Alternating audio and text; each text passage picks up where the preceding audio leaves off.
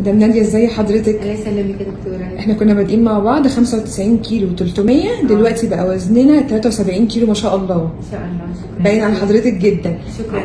تحت امرك. قولي لي بس ايه اخبار الدايت معانا وفرق معاكي في صحتك ازاي؟ فرق معايا جدا من التقل اللي على رجليا وعلى ظهري، وظهري بقى كويس جدا بعد ما كنت هعمل عمليه في ظهري، خلاص مش هعملها الحمد لله. والحمد لله رجليا احسن، صحتي احسن، ضغطي متظبط، كل حاجه تمام الحمد لله. الحمد لله. الاكل كان كويس معاكي؟ الاكل كويس، مفيش هبوط حقيقي، لا حقيقي انا بتكلم حقيقي، لا مفيش هبوط، مفيش اي اعراض جانبيه، مفيش اي حاجه خالص حقيقي يعني. الحمد لله. قلت لي بقى ان الجاكيت وسع عليكي قوي. ايوه وسع عليا جدا، يعني انا الجاكيت اللي انا لابساه ده اللي انا ضماه عليا كده اهو شيء.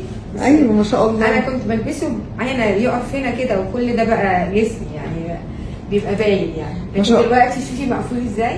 لا ما شاء الله. وانا سعيده جدا، يعني ببقى سعيده جدا بنفسي لما بلاقي نفسي الملابس بتاعتي بقت واسعه عليا، ببقى مبسوطه جدا. واحنا مبسوطين جدا ان حضرتك مبسوطه ان شاء الله. جدا بيكي يا دكتوره هبه. وانا والله مبسوطه بحضرتك. بحبك جدا والله. وانا والله بحب حضرتك جدا. متشكرين جدا، وان شاء الله باذن الله مع بعض نسدد. شكرا لكم كلكم ولذوقكم، واللي في الريسبشن واللي بيوزن والحسابات، كل الناس